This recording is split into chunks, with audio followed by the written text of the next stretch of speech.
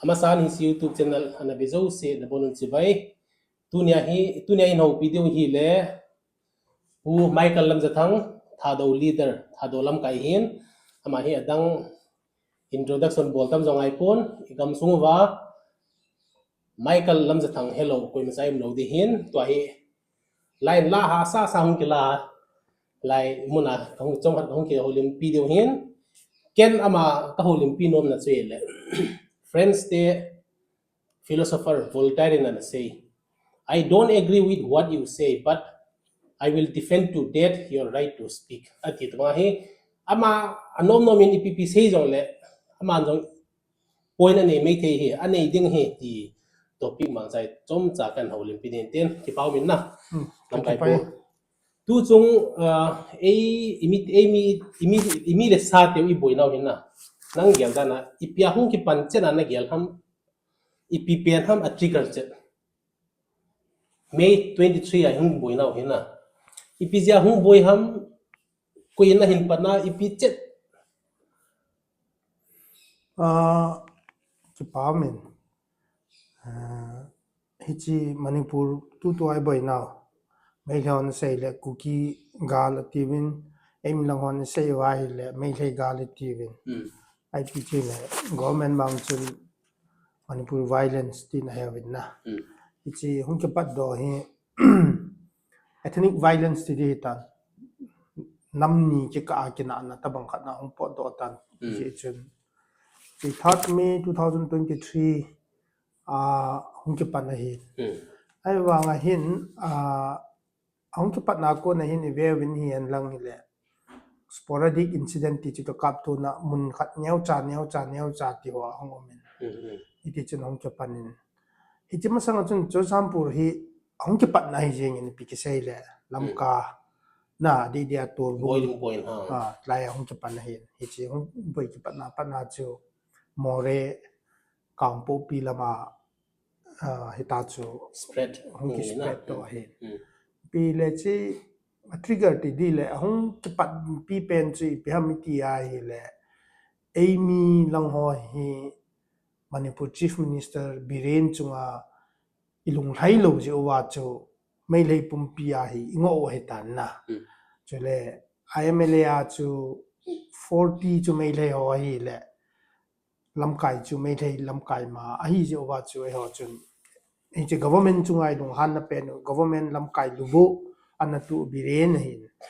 chungai dong han na je wa chu mai thei pumpi chungang chi ngo khat ng aumin chu ting le e che 1 week hafta khat ma sang chun 28 nia chun biren chu chief minister khat hi na chun pu LM khaute MLA Chorochanpurin MLA Athinna kum khat thinna lopna first anniversary open zima bol ho achun ejito ki to achun sideline event achun chief minister martial arts fana ko na open gym khat komintang ana kisan na jechu inaugurate ball de ti wa hin hecha achun oppose sangta ki ball kinin open gym chunga ju luhang ni pon open gym ti le saikot constituency a tuibonga tu to ang function na line peace ground open gym ko ki mangkit thawin chang ko the same fun na chief minister martial arts ko na kisi mama biren ama ta ma main aga inaugurate ma hikit thawin problem chu famity a hi le Amy lang ho si chu biren chunga government head khat hi na ilung han na pau chu entire Meitei population chunga chu ichu a hin ale he chu mai lei langa yong chu arambai tengol Meitei lipun kiti ho chu highly radical ta mu jo wa chu amo mang chun he chin khwa chu active involvement ala kit no hin ei langa yong chu chimasanga ko na chu like ITL kit ho om kit ho ta na he cho yong chun pan na sa ta la wa 3rd May 2023 nya chu rally hin bol ai le rally ni khu nya chu boundary border a chu biha welcome post tate anglo kukiwar centenary welcome post anglo kukiwar centenary welcome post most controversy khat ahin hi chong chu hi chi muna chu mei anaki hale tayar ki hale eilam ho chun lunghan pi na chu pi ha torbung lam chui delu le na mai thei mi lo chu cha chung to pan do hi ti chu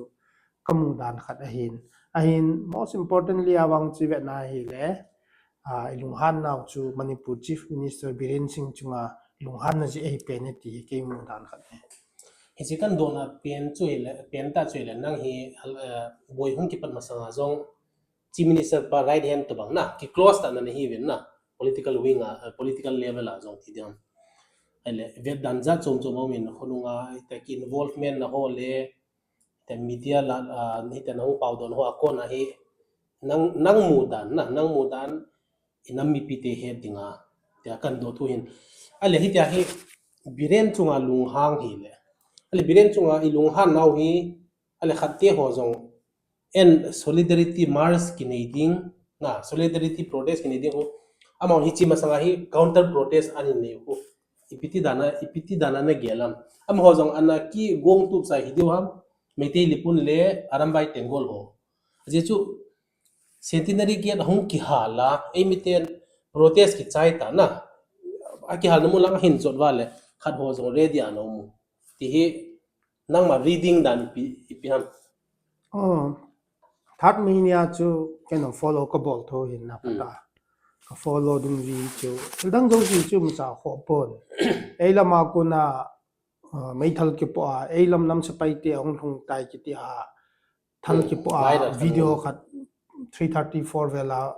hong viral pa chun imphal la ke hin ken no chi chun mai thei lang ho cha provoke a bol a hin na hi chi mob ki push and pull pa ki confrontation pa chu thu chu hong hele hi chi video viral pa chun imphal lama mai lo cha panic a hi sa hin na chi a chu tham cha khat chinya chu violence pa chu hong ki spread na hong ki control zo lo khat nin kamun a hin alang ni ni a chun violence ding a chun preparation nong chu koi ma chun ei lam no nei pon mo long nei pon ain lam kai ho wang chun third may ni awang chu pre-plan ki tele third may chu KSO president pu sasang in 29 April 2023 ni a kaprang muna ho lim na ho ivet le Churachandpur district se sentiment a hit upon entire Manipur I think hang mi zo si mobilize na dinga kukin pi Manipur to UNC jong ke ho to in at some platform level a til khat ki gong ding a hi ti khat resentment so na dinga ki bola hin na ichi chiwang chu third May wang chu plan chu kuki students organization lam kai ho chun rally dinga plan hin ipi rally ham a topic cho pichet povin later on ipi ha ST demand to an kai man hin video om tho in YouTube ma lam ka talks ke ti kon upload in a hin ei mi lang hong ki provoke kin na chu englo kuki war centenary gate ti ha welcome post na highway ya hi cha a chu tire na ki hal pa chu chi a chu provoke him in hi chi hi koi hal chen ham ti hi a ki hol do to ka si awang hi ipi ha justice hi jep lo mai the ham ti hong ka gyal ta khan ne ele tua inam sung ba dinga nang le vasi hi koi a hello be se lo den na vasi tua karbi anglong na hong viral jinu aban le nang boi masanga nang tong na ki propose khati ding ham kimi hau ki Facebook hong viral jinu na am ho ko na jong nang na hong min thang che ti dam itaw heu thang an ti doi bi pian ti da na ma chu zo ka lang chu in tin nang in serious ta na la ji ale it's also just a contrast sentence to nang ko ma pat mi pi ten he dinga ka de chu to nang na concept hina na concept nang le na loi ho cookie against na bolwa thado hita promote na bol ti di mai lo thado ten cookie ki pomlo ki de lo ti hi hal khat mi het them lo ho het dinga tom la man na hin sei che te dam njana ga se khat chu hung thong ka tin answer chilang pu chu ke chu biren right hand dana chu njo sin ai se hin na right hand ki ti chu pi ha all in all tin tabanga yeng tan na ama duplicate ti ha xerox tin tabanga hi tan awanga chun hi chi hi misconception khat chi pi ha me ti ai le biren dinga chu MLA ho hi chief minister a tung do hi MLA ho zau lo a chu ma chu chief minister hi thei lo hin na chule power hi ama hin atu hi ale aman power atu ho chu tam ta la chu power chu ei ho ma hi le bo chun ti tau te power sharing chu ei bo la hi le bo chun ke chu ma right hand kai ti chu evidence khat ni de hin power sharing abol na chu khat cha ampon tuni ke ya ai ma ai mi ho hin evet nai le biren right hand he ti narrative asi mo hai boven narrative ke ti chu iphamiti ya hi le a ai dan dana hum ki se ya ase leo tambe se phat na chu min ata san ti khat chu hin aji chu biren to ke ni chu great the lie propaganda ti dan johan ti de he ka ti hin ke hin bizena me ti le biren to chun ke se kai pon ke ho biren hi manipura number nei lo hin na chief minister hi wa whatsapp ke poi facebook a reply lo don but lo am pon ma he na ke se a chief Facebook minister zo ai sa pang cha cha dong reply à Richard sa bol sa chi lo he ka bang chwe hin accessibility khat ni ani na ma hen a hin cha a hin ke hong chu yes I'm a part of it part khat la chu ka hi tho hin ai wa ga right hand hin ding le pi hai chan ya influential khat hin ding pa chu ni bet na hi le ama chun e ho gam sunga ti ta te Churichanpur ke poi kampo pi ke poi sunga ke through a chu ipiha power sharing and ball I ma cha jong am ti pon na in terms of development funds or work some piam khat chu abo lima om di pon power position hi sunga chun it sang chun ama dinga power chu mla ho hi mla ho chu la so some khat misconception khat am ja chu kan clarify hi second a chun hi chi media troll hi emi ho hi media hi lung lut no vin na we are hungry for news iti du ham chong chula ka hedwe se pon ai wang chun media hi thau no men social media hi je chun social media hin verdict ti ta te dependent hi even ma zo si mindset ni mentality zo si hi social media a jingka ni ha pi ha browse ki bola hi chi basis a khun imain hi shaping influence hi be se ta wen ji chun adi lo piam reality piam pilam ti ho hi het nei la sam ta wen chi a hi dunia hi tham chakhat iwang sit kho win kamuin sa chuting le piti de ha hi chi tha do le ku ki ka thu hi tu chung i boina pi pen zong hin na si tha do le ku ki hi tu chung boi na hin immaterial a hin na very immaterial a hin immaterial ka ti na chu tha do ho chun ku ki ka hi poi pia wang chun nasata in media mang cha chun ka sei wen nasata chun to hin ngai pya campaign ti le awareness raise ka bol ve but tha do ho hi tu chung conflict nga hi ku ki mai te conflict nga hi ta te or non naga tribe zo si conflict nga hi tha do ho voice hi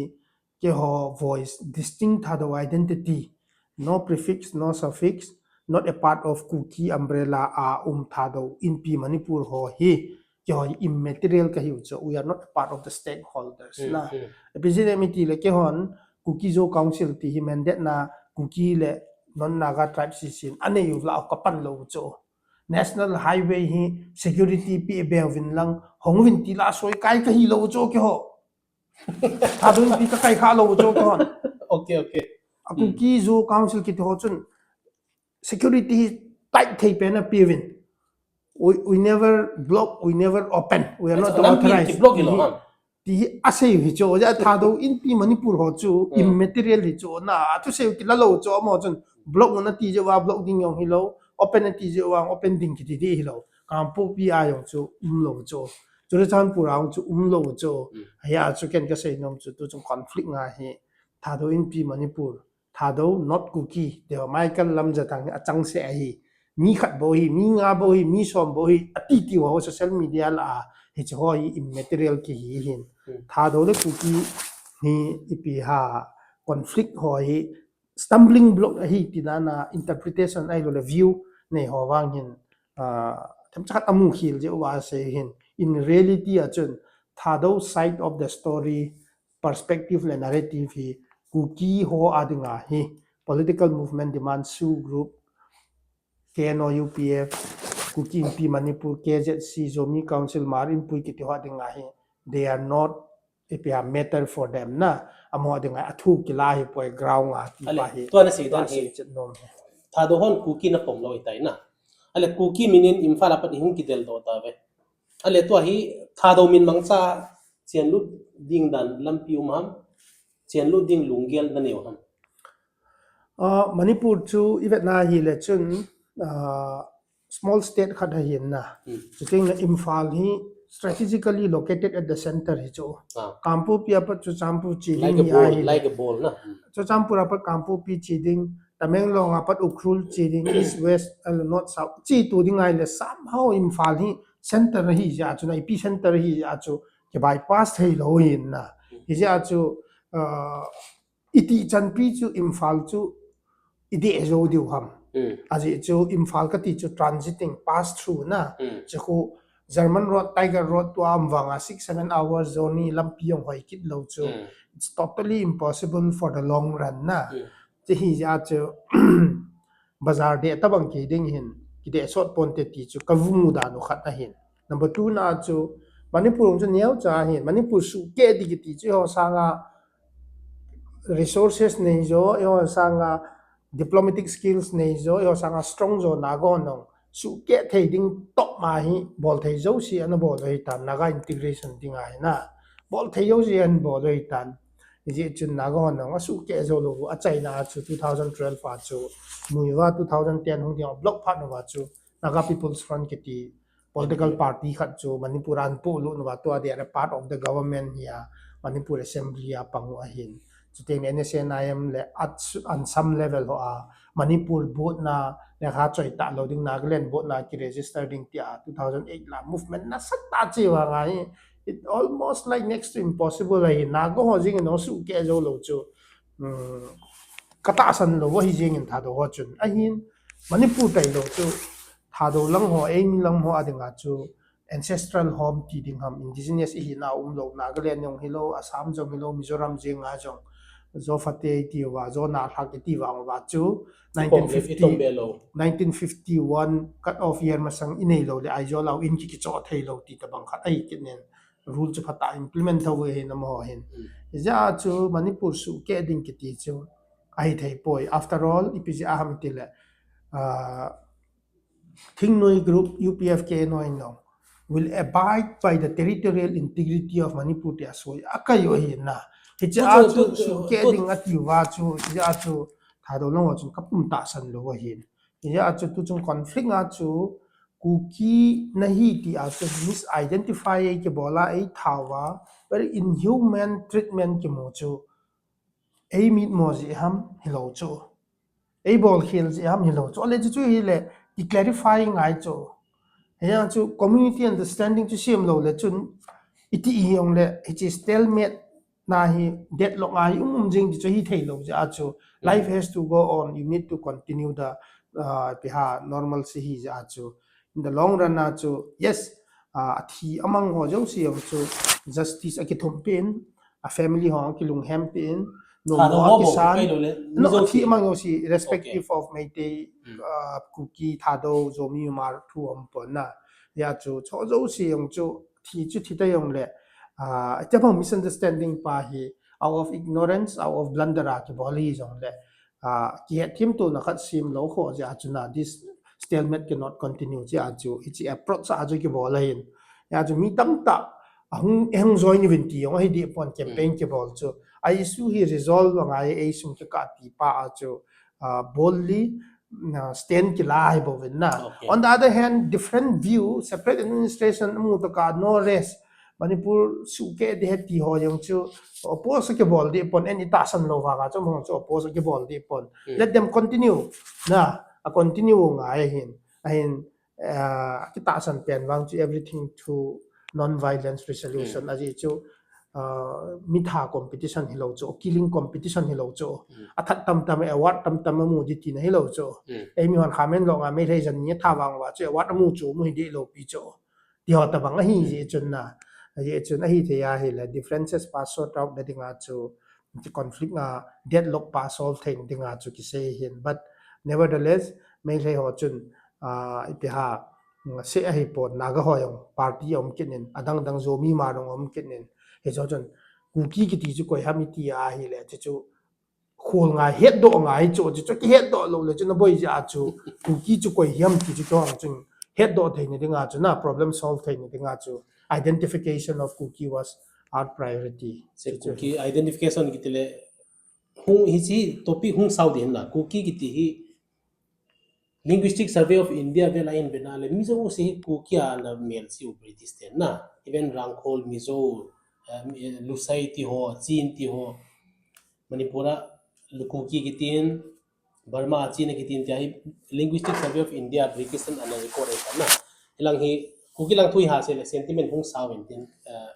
ai chu nang tu chu na ga che mo na ga che thei mo hi kidang ka san na imphal na ga lu len lu jeng hi Michael Lamjathang hi jo le athisa hu ko de ham athilong ki mutalo de ham ti hi min anapon an hilo min ananga le ti da ai chu ai welcome hin bol tho ham am ho sentiments iti dana na mon imphal na ga che lu na conflict uma patna chu 6 May 2023 ayong chu kokomi of the in Manipur ho hi kanga tombi to lema khonga ko understanding sim ding ki ti hin na 6 May 2023 a chu langa gamwa hon thado in Manipur ho chu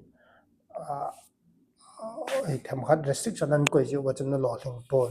so teng la kukin Manipur ho that 5th May 2025 3 ni a chu kokomi ho to hin to khom go wa NRC chung changa hi discussion na nei kukin pi to 3rd May 5th May 2023 a chu me le ho sei dan na chu na mo yang chu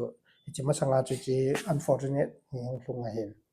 ka sei nom pen chu hi chi ni khu up na yang chu despite all the killing despite all the attack and conflict hizat na chu ki tha ki mat om wa nga chu future ding chu kimu lo ja chu ki tha loading ki mat loading both side restraining ti pa chu concerned citizen khat hi na chu learned citizen khat hi na chu kana focus pe o hi na ki ho chun tha do ho chun yong le ki tha dan chu ong mel sitan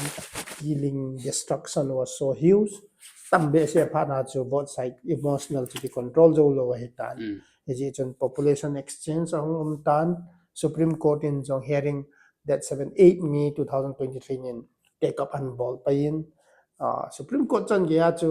monitor ke ball in law and order even law and order was collapsed ti chan ge chief justice power ni talo na se hin na hi chan ge chu anom hin hi chi ka la chun vet na hi le 3rd May jawa ko na incident ho chu hin vet na hi le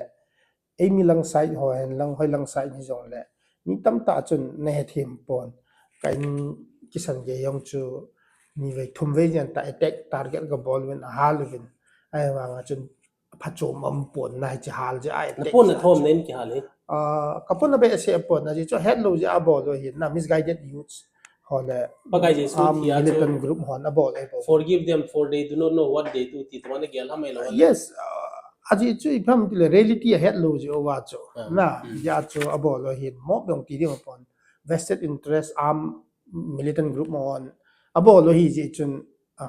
amho ding ang hi chu objective u thildang nei lo wo hi na SA EPA UTT na peng peng yong leo asunga bo anang na mudo zo lo wa achum hi bo na bo pi he he team lo ji wa bo lo hin hi ti chun peace process su na sa ta nong ke pan pin peace process su cookie ho legitimate voice ka hi lo chun to na tu se hal khat in interrupt kari cookie ho legitimate voice ka hi cookie hona ti phal koi pen na se na ham tha do ho ye le chu nang nei ta na cookie hona ti phal le koi pen se na se na cookie ka ti ting ne chun cookie ka hi ti ama le ma poma cookie in p case or cookie zo council ho subscriber zo si ka sei na hi jeng na kai ho na ji chu su ho na se kham su ho zao hi chi su la yong chu zomi le marong pangkit a hinam ho chun tu ge hin cookie kai po atikit bin su ong chu ki thai de kin pon na aboi dan chu ka ti cookie ka ti ting ne chun chi subscriber ho chu nang jong dunia ke cookie ka hi na ti ai le nang ka sei na hi ngai na ama apom ho chu chu ting le apom ho le lam kai ho cookie pi Manipur cookie so case o te ta te ke ki ti dang ki ti abadi pom ho si ko hi jeng ka sei na refer ka bol na hi jeng hi chun hi chi ho chun cookie na atunia he cham na ka se hi lo cho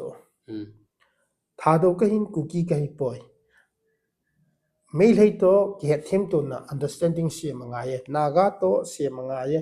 zomi to se manga ye mar to se manga ye mizo to se manga ye chen khom pi moi neighboring hi cho aruna chali to ka se manga lo chi kina na di lo pi cho asami zo ka se manga lo kina na di lo pi cho ichen khom pi ki nai pi zo si de chun community understanding communal harmony ding a ki sem lo le mun na chu gal isi mai ne ya ri na ki cheng thei lo ding ni le i thei lo hi ja chen khom pi understanding sim ding ti objective a chu ai vai chu vai mata lo ma be se lo ham too early lo ham na che dan ni peace ki ti hi phat se relevant hin pass a yong to relevant hin peace anom le tu ni ai mi zani za thum thelo ding a hin na peace chu pass a yong a relevant in tu tong a relevant in future ang relevant hin na avai ma poi avai ge ki ti ho chun ama objective ne ho chun amu lo dung ji ya violence le conflict chu a capitalize nom ji owa chu a se yu le ka heta pon ji chu a hi wa nga chun ke ho side of the story chu peace is always relevant in the past future and present ti chu hin ka chu ku ki in pi le ku ki pom ho representative te half a ka sei hi lo ji uchun chu mei le ho yong chun a he thi ma vin chi ki he them na ding a chun homework tam ta ki bolin outside manipura meeting tam ta ki tawin finally imphal ki chen hi le negative comment ni 1-2% kal mi khat mi ni kalwala population hi ho sanga 5 times len jo hi mei le ho but media khu imphal ke chi sung nga chu uplet ka bol ho khoi vet na hi le negative comment me le langa ko na hin almost ni la hin chin vet sa chu me le ho hi move on a bol hi tai ti imphal in move on in khu hi chi pe ngai ti khat na bol ta ve ti khat so in na ei lang ho hin ei le hin i pi ha masanga chun kukin hi lo le imphal chin ei ti ven na chu chu kya cookie definition chu if you go to imphal you will kill then you are cookie ti nai cho ai mo definition of cookie chu phat khat la ya chu ama tu chun chu da la kin cookie kai pon tha do ka hin ho ki title nei jong leng ke cookie kai poi ti chu so ka ga bol the ya cookie chu ideology in ken ka pom poi ti chu to the conflicting party la chu head him the chu mi chu mi understanding ni society chu chu thai e langa chu khoti thai pon but reality chu koi ma ki jam thai lon reality chu in face dio hin chaka se kit nom khat chu imphal a chin ding a chun August 6 2025 ni a chun community of covenant of community understanding meeting brought to peace imphal meeting ka nei wachun hicha peace delegate assam le mizoram ko na peace delegate observer a hung mi nga ho la chun mi khat chu asama ku ki thing hon an that kin vin na chiting le Shillong, Meghalaya, Assam, chuting le Karnataka ku ki ho chun hichalaya ko na hung delegate peace delegate tha do ho chu boycott ball kin vin hichina vet sa chu ipamiti a he le chun hicha a ko na chun mei le ho mit vet na chun ku ki le tha do hi kin na ta hi o up to the extent of ku ki ho hin tha do a thau hi o ti pa chu na ipiha min an mu chen thai che cho chu strengthen zo cho ko peace process chu na hichin na cha chu amho ki ka ki divide pa hi in sung hi na ki develop kit nung te ti pa hi ai ta poi crucial mo hi ti pa chu group khat api khat na kit na hi chun ka vet nai le hi basis a chu to ai last 2 months ta bang chu ko ma hin to jing na thai lex le ka chi ki de hin commission chu tha do in ti manipur mission chu manipur ni kewin imphal hian lang thinglang ne kyo chu indigenous kewin cha chu ka chen diu hi ti hin so first week December tu kum sung sia wang chu tha do ho ding a chu e pia big announcement khat wang chu kan bol diu ti chu ka kin em ale ta nan se le confusing har mena tha do kuki ale khabu je ga jong tha do kuki ke tin ale chilang khu thu chom tele to he hau ki ho na tu chung khan pi hiang le ma khan pi muna inam golang tilang na pom ki lo din kanam golang ho na kuki zawi jen kanam golang ho mi le ka kap lu min na he cha chon ajing ni thai nin Churachandpur base na lamka base CSO nga ham gum ham langin press release tidam protest na condemnation na involvement anu ya min hoi kan vet chu KKL KSO KIC KWO HR KWHR aduda KCA group lang hin abona haukip ngen ale lam kai zo se ku kya lam kai zo se la haukip khadwa lam kai pa la haukip chung thang ya hal khat clear finan bol thai dam nang ma understanding a ipiha to ana sei chu kuki CSOs in Churchan pu di tan not only even tuibung tu kin kang pi vai manipura zong tuibung tu kang vai ki ka operate bol ho chu nan sei na chu tuibung to kang vai yong hi pon kang vai yong ku jet are ho to le kotlin to hun jet are to le kaprang to tuibung ki ka khu ti di tan tin cha operate bol ho na sei na hi na it's all to askom na suneo kinin no kasu neo lo reality ka sei bo be tun kang vai khu jet are ho CVDF ho a chula na Scotland chu CVDF om poi tin ti dong jet are to poi na ti dong cho chu ku kyon thu nei lo chu vai phei khat ni na chu zo mi ho chen a defend nu ya hong kina tiong ni chu kan sei jiu kula na ya chu hi cha ka vai hom ho chun ti bung tu kaprang ti ka vai hom ho chun na hau kim nyen na ti pa chu ipiti ri ha a ku ki nei jo mo chu ying ho chula na ku ki haukip le thado haukip ya chom hon इंजा का से चीजो common ancestor chu ki so ke hin nan naga si naga hilo tribe so si most important is no southern manipura imphal noi langa si he ana le chot lam kang hile maring hile somehow culturally linguistically traditionally a chu ho chu common ethnic identity khat hi hin amin bo chu ki su lo je hin na hi chi hi bon chi ke wa chu ipom chu khul kun cha te ka hi ve khul amin kef amin chu ipi ami ti a hi le sin lung he tiu che ho hin hi chi hi hung kun do naw he ti chu ipom ya na somehow common ancestry khat chu hi hin hi chi sunga chu hi chi zo cha te zo na tha hi lo ai hi le mi to mi zo ti ho chu bon no wa chu kuki hi vetia chu biha British ho chun aina ko na ve ta or administrative convenience achun aini ki ko na ve ta ma khat chai no lo cho chu e ho primary ai ho le ho ki ko now min hi lo ja chu koi man pom lo chu na zo hon no kuki ki ti apom de lo cho KIC kuki in pi to pan khom wang wa use it o ko but they never agree that they are kuki na but they work together with kuki in pi KSO as such ka sai non pen chu family ti a hi le ichi hoka specific to haukip ichi how keep ho hiong hi family tree khat chu ka hi cho ama how keep la hi pia lineage line na chu alien jep ti ta te new pa jep chun thu nei jep me ti da na chu ama ho chun how keep ho hi tha do hi po ve ti chu a declare ji wa hi na tha do hi lo ja chu a ho he a hi lo ho chu hi da ta wi ti yong nom kit lo chu ale ipi hi du ham pi tribe hi du ham ti yong le simte tribe po ai pui lut go jo wa simte paulo ke tholo wa iti simte ki mo mong dem ke ti a cho kyo jon language was already recorded as tha do ni pe cho na ja cho tha do ke ve ke ti le how keep family sung chu differences hai tan amo chon ku ki ideology se langa cho line lean hai tan on hai tan na kyo chu ku ki langa cho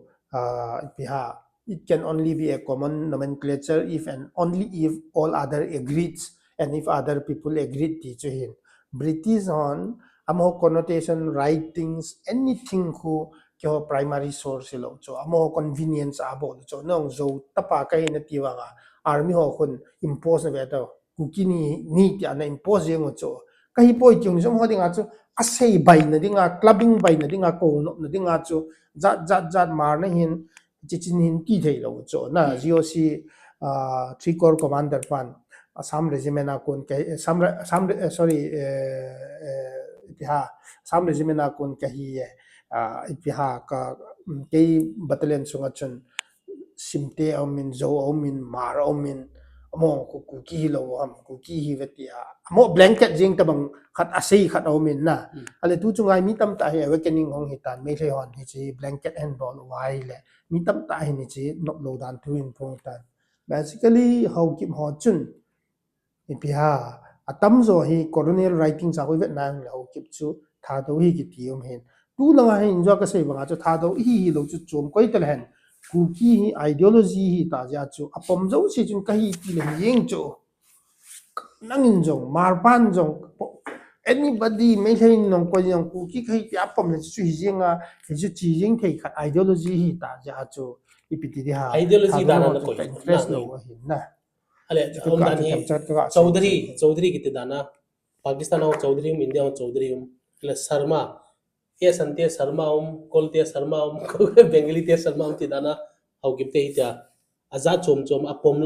lo loi agam ma na koi ham mai lawale misguided ana koi ham nang gyan dana agam mangong chu hi de hi ana ipiti di ha society sunga chu differences of opinion ta chu common agenda ki nei thei ta lo chu na even though we speak the same language, even though we share the same surname, even though we live in the same village, even though we attend the same church,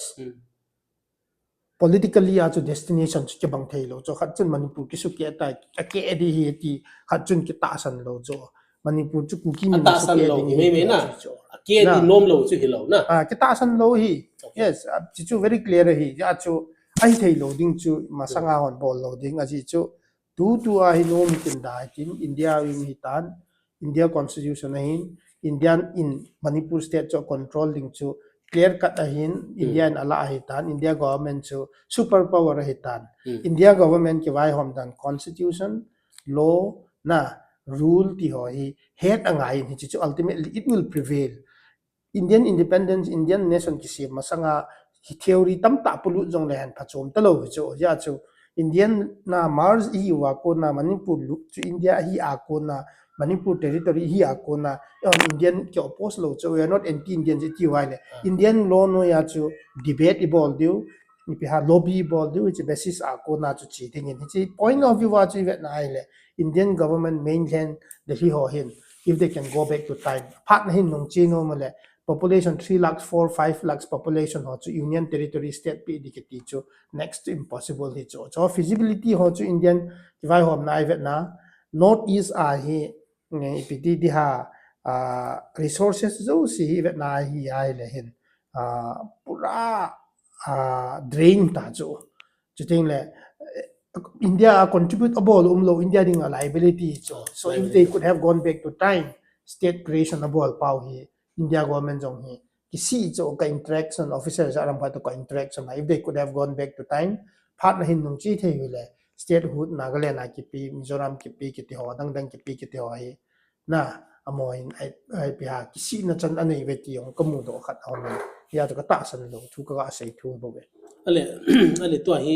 su tok sa ki nei zin na su tok sa nei te ngule tu chung latest pe na ding in integrity of Manipur ti khan hong zawen ai le hi ho alo thelo wa khuti zia ki zaw sa hin to hi kil ala do danum thelo ti kam phanin sign a bol zo chun na public la hi clarification ding na ho hin the zalle le ni cha ko ipi na in head na ichan ham khan na nei dia nang head na dola hi what was lying behind ka sei chu chi chung changa hi WhatsApp la social media la ka sei dan na chi suspension of operation agreement chu UPF le ke no to Manipur government to government of India cho party thum hin signable le cho tripartite hi cho UPF ke no hi party khana ki simana mo hin na ki nop to now chu Manipur ka su ke thei lo di wa hi na ti chu za wa hin na e ji clear hi cho non negotiable hi cho chi sei su sei to ang le chu om sai tan ngol chu ki khep movin tin chi chi na we ta jong le reality chu unfazed di wa hin chu khat ani na chu hi chi suspension of operation na India government to ho chu kuki zomi mar ho chen amaho political aspiration UT legislature say ding angan si wa hi tan na he chu day one ya pat fail sa chu pijin emiti le Manipur ke lo de ya ase ji wa chu Manipur government chu za wa chu Manipur government jau ja home commissioner Manipur government Asok Kumar chun soi akai hi chu he chu zau lo ting Manipur zau lo ting ne Manipur government chu zau lo ting ne chun Manipur police na mat thei ta chu India government chun su group ho chu itabang pan pi yong na kem wa koi thei lo chu na Manipur police chun army chun sorry commando chun amat mat jing diu chu mo ho chu chiting ne chun su chu tan ki tho tho de hin na chi ka hi ta san no mo chun ta san ting ke business jong ai pon ka ha sei nom pon ke wang chun chu chai thei lo hi ta ko yeng hin na lo na ti chu nang business na in ha he pe ni ke tin na hi because this is the main focus aje chu government ipis yam all talks will be through su groups any political talks su groups there to anaki pan sai tan adang ho koi ma sai entertain lo pi ba na amit sa hunga jong boy ki patila hunga jong su group there to ki ho de he that means we need to discuss them about them kati nom na so su group te hin imazo si ali do hai ale tu chungin tu hin in langa movement han ho ki pan thain public movement ki panding hi ipat diu hi ki tan ngum na but public movement hi amit sign up pom dina because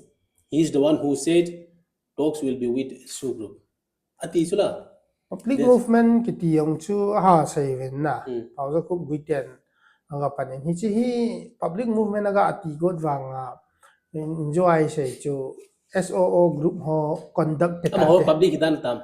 conduct te tate amo conduct na SOO group ho conduct chu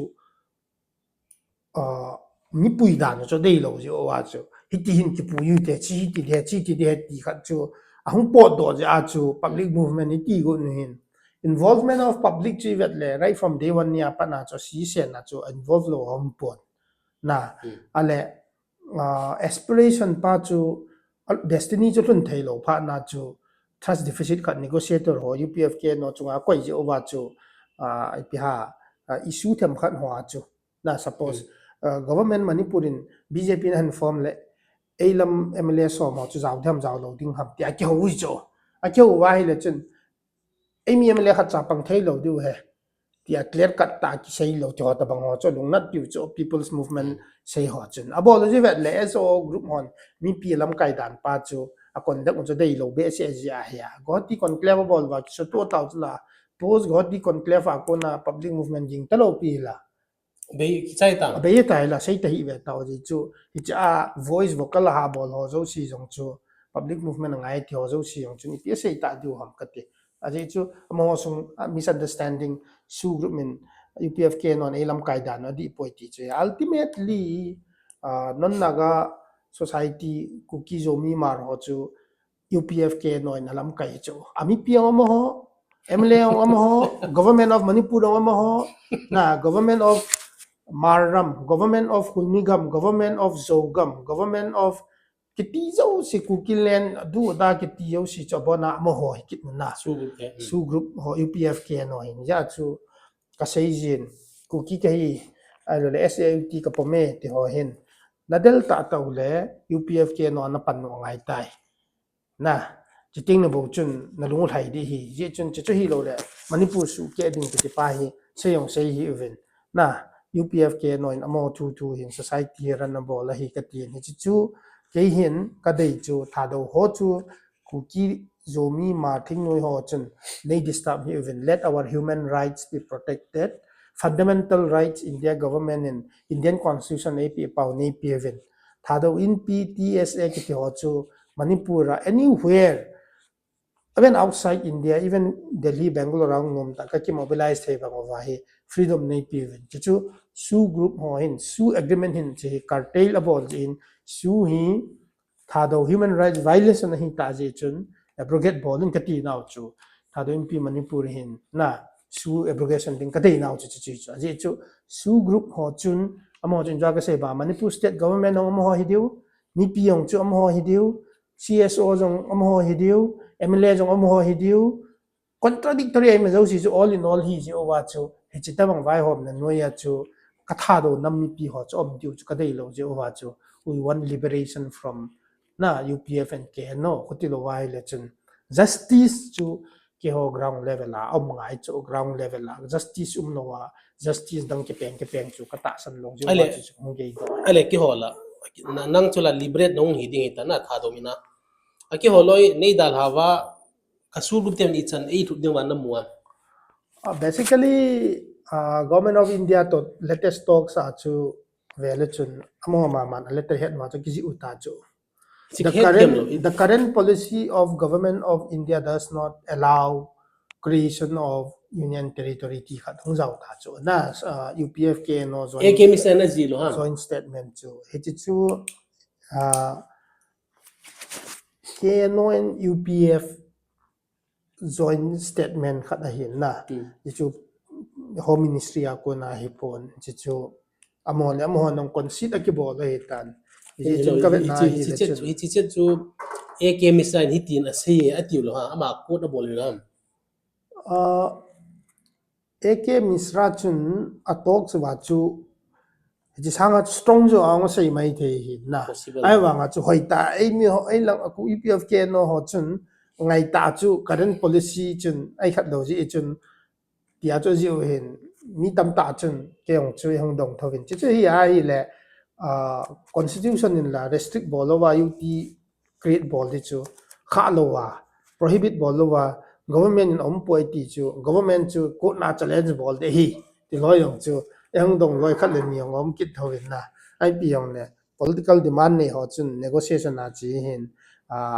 lung tup mu chu alien be ase ni ji chun na population 5 lakhs population agam specified territory yong lo wa hoi lai ka ko union territory building ti hom na ale to ka ji tham cha thing akibol je mo ngai hitia current government policy a hitbang lo hi le na sugrup hi aumum sugrup ten ama ban talks le pi sei du tam a government la ki hial nai lo ding within the constitution of India to northeast to ekot tam ta ka kain na bodoland na ka kain dima south to kain karbi to kain Shillong kain abang hanen la 6 schedule ko ma ke pet poi ti jiben IPP kain ja to negotiation to militant group khat to peace tinga mainstream hong tinga hil chun government chun appreciate about hi ja to present government wang chun UPFK no to chun settlement khat chu gon te ding a hin na go no go ngi chi commitment chu tu chung extension of chun within the constitution of India pt de ha political settlement khat chu through dialogue ha kin hi hi ti khat chu hong zaw so we can expect something na ya chu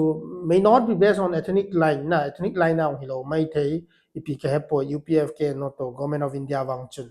regional stability anga ye ti khat chu hin and overall akamu a hi le ke wang hin personally ka vet na hi le Indian system ho to ka vet na hi le hi chi UPFK no ki te ho hin 6,000 rupees per mana ki pe a hong vin lang chi bol vin lang ki te ki koi mai ta bang bo government of India tinga naga ho le mai te ho subside bol dinga use ki bol ta bang ai bo vin aji chu Nagaland government budget na ki naga NSNIM function Manipur mai thei thing ne ho la Manipur budget na state budget na ki function e lang ho chu om lo ja chu India government chu mo budget na chu 6,000 per head per month pe over agoi yo hin insurgency insurgency hi ei ni se a ga su cha ba chai thei ki la him pon na aji chu langa mai lei to naga ayong jet ivei inside thang in thaldom dinga en thaldop lo di ki tiong chu ku kyo na bol lo be dinga he ya chu it's a long drawn na Padi Chidi in India government bang border fencing ke bolin free movement ci border fencing bitin gela ken emile hona opposable ham katin akipatilin ku ki ho hi lamkai ho hi ko hin pi kha ji a ko hin hon ji ham ke lo ko hin pi se ji a ko hin ground ai pi bol ham ke lo ki ta bang ai banga chawai ke vai hom na chu hi ho hin ya chu se yong ka se nom lo hin singat emile pa chun chinun thang chun ipihat rally ball na wa chu oppose ball na wa chu border fencing hi ke kai dile ipihat kangwa ya ke kai de buffer zone na ti ai wa chu be hiang chu border fencing ki ball masat na pen chu to ai chi kit chu it ta bang sub contradiction ta bang ho na two faces ti de ha ta bang ne ho chu double standard maintain yan chu hin hi chi ta bang lam kai ni kha hi chu mi pi ho ku dong si dong min na IP le ka sei nom pen chu Indian government geopolitics khat om ji chun insurgent group naga to meiteyang om na lai ji chun UPFK no yung chu ga chai jing ga su tip jing ding kiti wang chu India government chu no nei ponte chu kamudan khat am ale tun settlement hungum tele ip nangin dili lang nang alien alal hoto nakki mujing nakki ho jing ding gin charumin na political settlement hi ipilang dol ding ane gin charam ki ho aku ki pom ho dinga like one state two system ti hi hong hi theidem tu ni ham zan ham khana newspaper a separate budget ti khana ki sei khai na separate budget for hill and valley jo aum theidem manipura could that be the political solution one state two system kiti article 244 a bo chu ma hi to hi six schedule kiti ho hi council kiti ho hi local self government hi na icho lut naga ma chu panchayati raj lut lo chu gram panchayat kiti ho councilor lut lo ni ja chu India chu three tier system of democracy hi ji chun eho ga ma chu local self government kiti chu six schedule ti yong chu ima cha thu pi be se ngai pon existing autonomous district council hi local self government hi six schedule of the Indian constitution no ya hab lu nu le consolidated fund of India ko na budget api duty na bo hi jeng na tha be a pung je ju tia ga sim ding jong am pon ya chu one state two system ki tiong hi pon hi che ka sei nom chi phami ti ai le a panchayati raj institution chu three tier system a chu na parliament ding legislative state na assembly ding abanting local self government chu urban la chu municipality ti ding urban hi lo la chu council ti nai bo vin na chi la chu chu district council no ya chu village authority kinin municipality no ya chu i khat ho khu ipitai gram panchayat ki ti ho hin hi chi te ni khu hi chi khela chu inei deu ti bo hin the saddest part is ibham ti le a whole local self government three tier system of Indian democracy adinga district council ho bang hi 1989 2010 almost 20 years defang ali 2020 apat 2025 chan defang hi chi ho chu he bovin e ho grievances ho hi ka sei nom chu one state two system a hi pon ti tam cha misconception khan hin six schedule li jeng jong le di lo ding hin to present framework nga UPFK no to government of India discussion hi government of India chu committed a hi mo nga hi le ipiha ethnic line na chu thei lo ding a hi ta ji chun manipur ong ke kit lo ding hi ai le chun EP them special package ta bang khat hong in district council is strengthen ti tai lo ha ji chu prime minister Modi in jo cho jampura local self government chu phata hin sa pi hi ji chun hi chi hi hong pe nin te ti chu kamu dan hi chi UPFK no na dei ding hi ji chu UPFK no chu umbrella a hin na 25 groups umahin ama area assembly constituency wise MLA wise location jurisdiction ni hi chu suppose Chandel ho chun champura chu interest nei lo chu Chandela UKLF ho chun na chu champura ka popia cycula ho bang chun KRA bang chun chu champura chu interest nei lo yeng bo chu ya chu mo chun territorial council ha madang dang adei lo du chu existing ADC a chu ma ADC kampo P ADC Chandel ADC Tingopal ADC chu champu fejola ama area a chu let jo ding cho dei diwin amo no adei du ti chu kamu dan khat ka dei ka gel dan khat hin ji chun ki gop khoma union territory le territorial council lin ta khat bola mun khat geographically ayong isolated ngena ki hi ji chun na Imphal pass through ngai te hi ji chun accessibility hi lo ja chu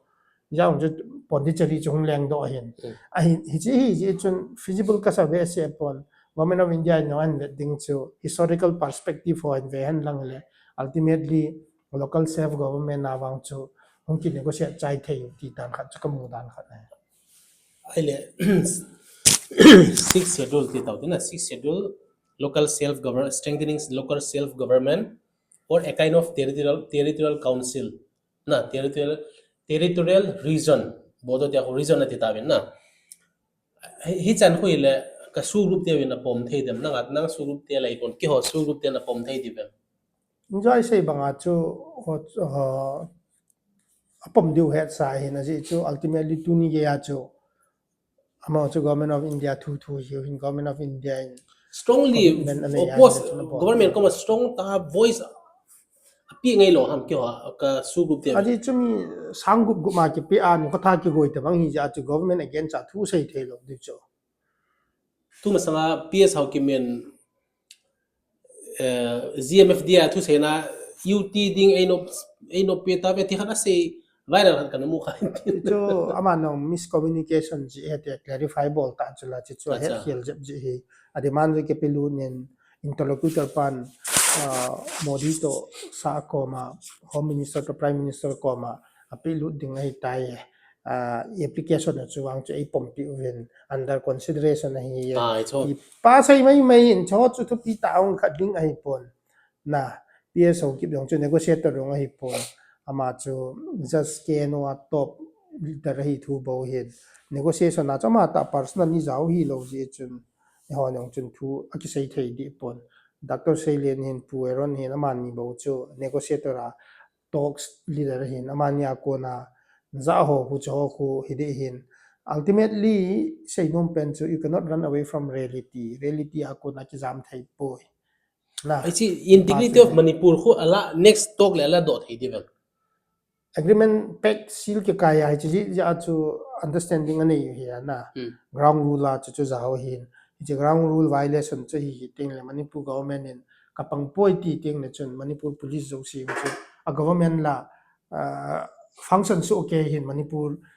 zo si a chu champur police la function in state force ho chu kap zone lo kap zone do zone lo di ham su state force ho chu kap zo thon na ve ta hi jong la kap lo diu chula chaw ta bang chu bol ngap lo ding wa ji chu ultimately federal structures India government in jong respect api hin na state chu pum pi aga kila do a central tuma kila do thei lo hin na ya chu ipi ki sei le aspiration chu sangwal hi ja chu aspiration sangwal ho chu boyding hi ya chu tamja khat ground reality ya chu dan hi IS dinga coaching la last na le pion chu ki darung hi ti ding ham hi chiang chu cho chui le a chum je hi tan na lo ka ti to ki khat ngom hi tan to a chu somebody IS capacity ni khat yong chu out of luck ma chu hida thei chu aji chu a capacity sorry number a quota chu limit ki koi hi chu union territory chu limit ki koi lo chu ai ma ki koi lo wa nga chu criteria adin mun chu I het lo ji wa chu na agam le se a schedule hoi lai ham khot tang ami ham jong na po do thai lo pu tu ge ya na del wa ma na UPF ke no en ka del naw me mi chi ti a po do naw mi pi ko ma po do naw lo map kini apo do nai lo ham kamu kha lo ja ka se hin na ke kamu kha lo a schedule jong ki che lo ai ma cha ki che lo ya chu ka vet nai le chun ai thei pon ya mi pi ho chun chen hom pi in jo ka se ho to chun community understanding ne ya lai mun a chu peacefully a pathe ni ho thei wa peacefully ai chen thei wa khunung khuma coming generation a dinga chu kum som sagi som get 70-80 years lifespan sunga chu na phatta Manipura chu quota 31% quota enjoy bol thei wa leisi no infalai cho thei wa na yum thei wa no na sei chu ka pom ai banga chen khom thei diu tu chu hitabang boina khat angum theile baba na jo ngum thei ki lo ham anytime anything can happen Manipur boy nahi tu chunga pat neong he pon ana pe he ta tu chung lo kum som ni ting na jeng de he tu chunga sanga naga langa la chu kho jo chula brutal killing zo chula naw se nong ki that hin lai social media lo hi na chu phat la ya chu ka sei num pen chu to yong hi na lai de enjoy insurgency chu naga maintain insurgent group chu ya chu competing demand and you conflicting group hikit no Manipur specific problem chu genuine problem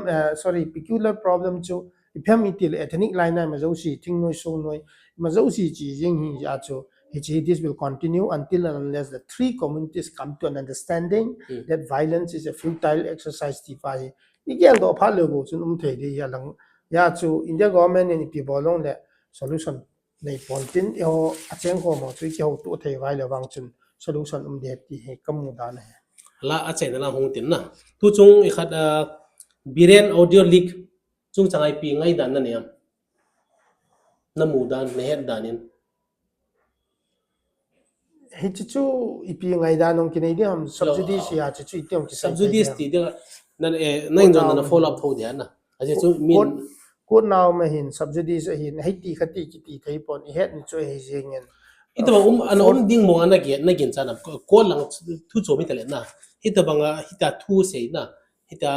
atu sia meaning ho zo bona ne ding na biren in hiti hin ana bol mo mo in te ti khat lunggel na nei ko wa à thu sei ho khui vet le iti ni ham iti pha nam tham thyo chula ke hetapon a video content ko somehow ka vet na hi la misquote ki bolin kamun ken na lan se na horak pane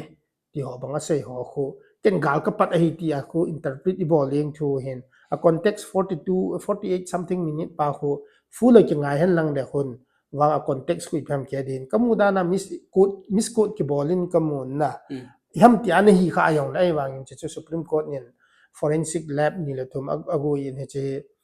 aki verify thei poi ti se ti thowin ain ra se ngom pen chu in case ita bang koi jong as a chief minister chu phat la ya chu home tu khat na chu ha abol jong mai thein tin ain misquote ki bol dan in kamu na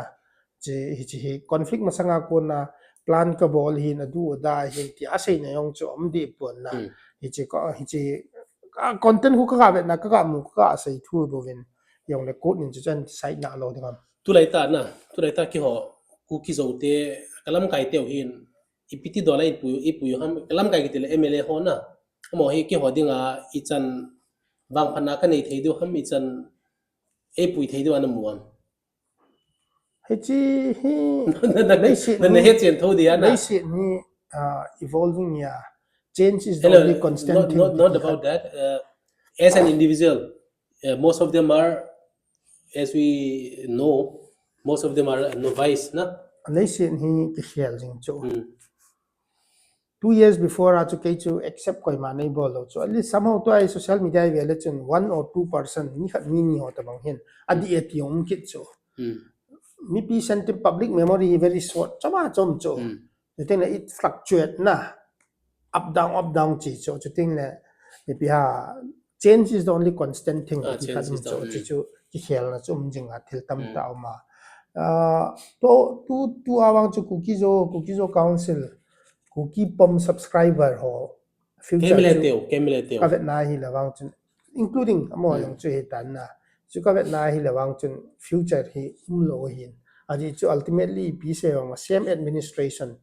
chingmero assembly manipur assembly a hunung chi ki dingen ki gong ngen na hi ho hin na ready hi ho che di chi tho di election na na gam du na tha gam so ke du mu sa nyu ka sei chu 25 UPFK no group ku ama operational area ku assembly constituency wise a watertight compartment hi chu kalwa ku mu lo chu ma narrative khatna du da sei chu ya chu future chu kam mu lo hin chu manipur government no ya chu ki pelu tho ding ngen hi ji wa chu ya chu ka vet na hi le present leadership the poi cha kon ke he poi future kam mu lo hin ke bang ka honest view hi na ji it's not about kadem ne ka sei se nei pon honest view awang chu hi until and unless they don't wake up and they don't retrospect themselves or introspect themselves na ai to ka awang chu future wang chu kamu poi na sei chu hal khat adi na khat tidam ke to hi silonga bi kana chaya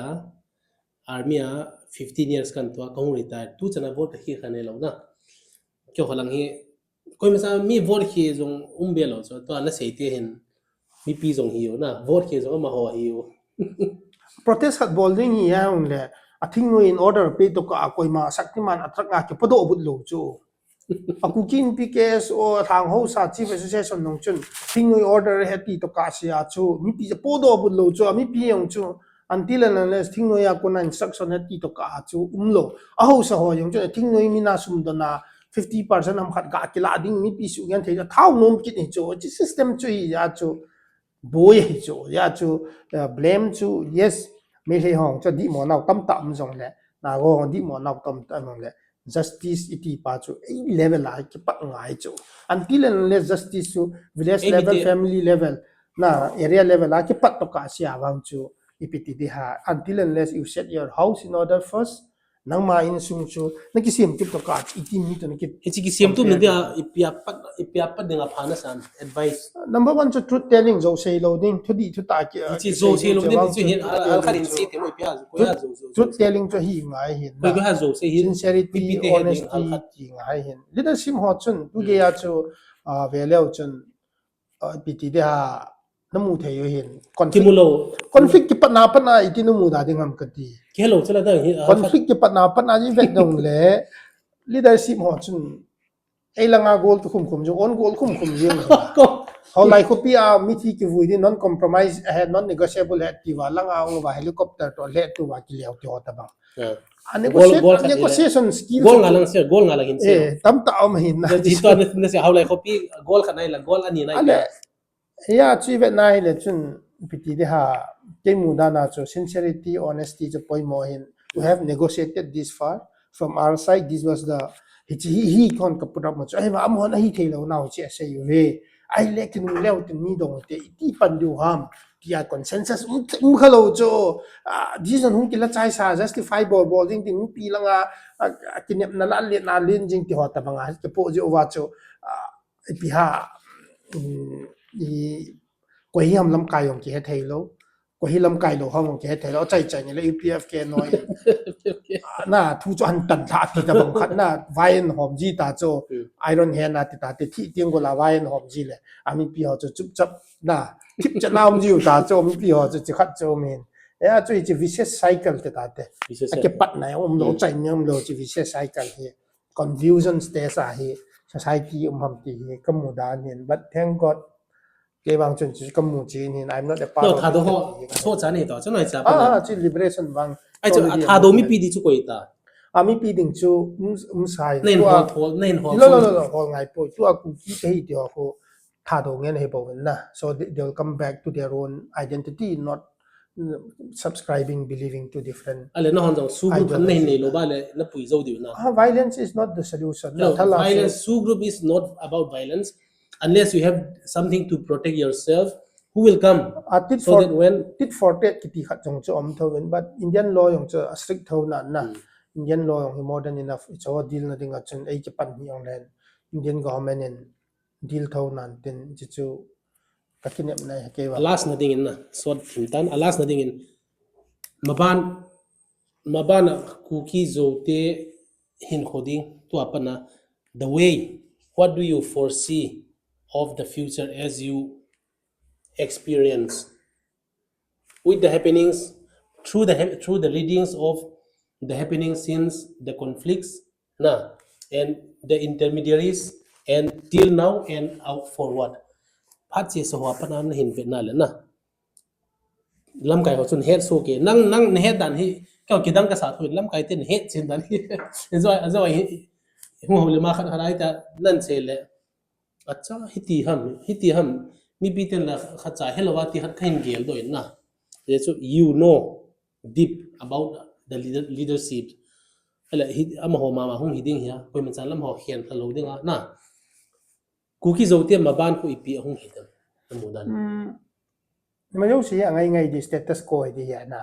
but the issue of illegal immigrants nungbek politics ka chiu ham achong che di ya thiljo si ngai chu anjo ka se banga Manipur administration same administration chu chingme rong a chu MLA theng do ding chu du chu na chingme rong chi di 2027 come 2027 let's go to Imphal hong ki thau di chu MLA khat ki ya Imphal lu thailo ki tiong chi thailo di thil khat ni chu na ya chu ma jo chi chu ngai di chu but one thing that will keep on lingering on the issue of illegal immigrants yum thau ham emite illegal immigrants foreigner na hichi issue wang hi outsiders ti wang hi beilo di ta cho hichi clear ngai cho na yim veong ka ti pot yim poyong ti pong ka tin na mong chu ki um he chawang chu e bolai jo ki sei ding ham aji chu instability chula Burmese cookie refugee 1967 na uma 1500 household chu ampoi ti chu iti sei di home ministry a record uma chu nang ken ki zo ki sei thei lo chu na ya chu that needs to be sorted out chot bang chu issue dang jo chi chu ngai same administration heading SO yung ki abrogate ki extend ngai hita MLA ho jong opposition wa an kit taw VIP treatment do da lavish lifestyle all okay corruption bolo continue an changani agu bona na bon kaya am chanong napsa free contract na wala bon kaya mo normal mejo si normal hising ngai so okay mai thai chaga increase orphan increase na thi ni na chun pon hoi ta sil peo la hoi ta composable peo ajing na ipi ni adam don lovu na ipi nom survive ham ki don lo pung beb mejo si so ngai hiding hei wanga chu hichi illegal immigrant dang wang hichi su hi dan jing di chu ya chu chi chen khom pi me hlei to koi to solve ngai chu chi hichi hi solve ngai ya chu future chu even na hi le problem chu society jo si society o si problem tha do yong faction thum zo jong faction ni mar jong tham chakhat na zo pai che jong to a hi adok nga khat kai tai ti ta bang khat a se yu wai phei jong na henlin thang le nin langa wai phei chu kuki zo langa po lut kit langa pu lam khauten chilanga GPC ki kha zo po lut kit mo si boita atam yong ki lo he chi problem zo si solve thai na ding chu problem chu ki ho lu ngai chu chi ki ho na ding nga chu ipihamiti a hele we should not be carried away by dreams na reality enjoy ka se mga truth telling nga chu ipuiwa public trust to confidence in a loy lo a hele chun so future of the non-Naga tribes people living in Manipur the future chu umlo chu kuki zo gidi chu kuki masanga thado hab le han ikipun khom jeng theulam same as thado cookie zo thado cookie ki tiong chu cookie ki refer na ma to lo na hon tha kuki na pom lo ba le thado jong habutin thado kuki zo tilewan tiong chu thau chala cha sei lo yong hum ki thawana thado faction la na I pi chila we are one now we are so united so ethnic tribes chu ki yeng phot na hin nai ho chu mo abo chi ka chu cookie zaw lo wa hi le non available cookie ki ti group khat be to ha non negotiable cookie cho chu cookie supremacist ki to cho ko hi hin ya chi pi hele cho ta bang khat supremacist force khat hi lo le the lo ti group khat am ja ko boy di set khat kam mun la sen na mi pi te chi channel chung chona mi pi an ve ho ading ni pi vai thanom na ne nei na hong ki hal pi to o se chen hong ki pi to amo hi ipiti dolan vai thanom peace india ka sei banga peace is always relevant tu to ang peace ngain jingjong na ngai ding ama sa ayong chum peace anom le violence lo din peace ngai cha he number 2 indian human indian constitution dungji indian framework dungji ya chu I right chu esadi bol wa I where he vai pan ngai na chu ting le political demand lang pa nga he focus iha bol lai siwa wa chu short chi ding a hi na he chi chun to a stalemate to a ki bing khat den pai thei lo hi chi chuni che tham cha khat lung ya lui hi dang ngai chu ting le violence ki ti hi solution lo in ki hal pi chu solution hi lo he na ke in han MLA in han ki bolong le solution ai poi but pathin ho hi ji uchun pathin hi ta san ngai na as a believer khat ni na chu bible to say ko ju yo ngai sei chom bol chom to chom hi pa ja ai boy chuting le gam sunga hin corruption hi decrease bol leo hen na chuting le corruption pa hi fight bol thei leo hen that is adang jo si chu free and fair fight hi thing nobody can say I'm not getting justice na ja chu hi free and fair transparency pa yo ma fight bol thei ting le chun hungi thei ding hin tu manipur conflict nga mai te to kina na ki boy na ki ka hi e ma mai te to e ho ma mai ki ho to maintain a respect lo le government of India maintain to force a respect pintia a respect sa thei lo hin in order to gain back the dignity to in mudinga min a respect and it le e ma chu dignified ta thei nga yin ji chun hi chelang pang hi focus thei le hen future thei te ti pa he ka so forget the past killings or come out of that past to undo ke bol thei to lo hin na yeah so past is past we need to move on na without forgetting what was happening there that it's a na man no zo si justice tel lo hitin justice to angizing in justice to compromise te on ka ti hi pon na justice to tam ta amin legal way of justice it will take time na mithat ho chu man do on kitile it will take time lo dung ju ya chu Indian system a chun het chula evidence collecting this and that kum tam ta lu hin chi chu hi le pass is pass happen is happen tia ikingai dam tu thai le chong chu part of compromise and justice ai thoin na IP le chelang pang chu ema community representable na chu aspiration leader ho chu nan deciding a hin tham chakhat sentimental chu respect kapenan hiong le future dung nati a chu message mi pi ko ma ka pi nom chu tham chakhat future gel je mu te last a chai na pending na nang hi min chom min na hin ko win social media la na koi ma chan ata chu nan an ki mu pi lo mai thewin na social media la Facebook la ham YouTube ham X la ham kai poi na nang hi judai secure an kevin judai secure na kuki te na judai secure an kevin hi nangin ama ho ko mai pi clarify na bon no man Judah Iscariot was the trusted of Pakai Jesu khat ni chu. He trusted khat in a betray ki chu Judah Iscariot chu. Ke kuki ki lo kuki ki betray khalo wa itida na chu ke Judah Iscariot ka hidingam. Nanam mi te yes na pau ki ba pi zat nam khat zo ethnic tribe khat kai chu ke yo. But kenamo chu zo wa ka say ya ka betray lo chu. I never misguide them so far till today in my capacity. So I can never be equated as Ipiha, Judah Iscariot. Judah Iscariot chu pakai say ju somlani chu trusted ho la chu pakai Jesu 30 rupees azo do chu yes he's a betrayal. Mane tu ni I can ka betray nam lo chu. SA chu Manipur ke thai lo de ti SO group ho le ke si banga highway ka ko hon do soi ka kaya ke lo de kai nam lo chu ken. Nipi aspiration chu kai khat lo chu instead nipi ho ko ma he chu di lo hi false ho hi ji kati so I had lo je wa say mai da personal entity a say thu ya na suppose today thado ka hi ku ki kai po kati cho if I betray thado then I can be Judas Iscariot of thado na ai wa nga apa kai Jesu ta sam ji ho khat trusted khat in betrayable to Judas Iscariot ti bo hin ke wang chu ku ki te JD ka hi lo je chu ku ki to ke sam kai kha lo ja I can never be a JD of ku ki na ki pau min tu ni hichi pu Lamjathang pu Michael Lamjathang na ama ko yung ke holim na pa na thu tam ta inam pi wa dinga he dinga pha thugu koi ma chana na sei ngam lo a hin sei do hi ipat cho video ta so min ki pau ma jengin hom pha jong so ta na ki pau ma tu na ka ki pa mi dang tam ta in line mu zo lo hin ke hi iti dola yes 80 kha ham em là con kim một tôi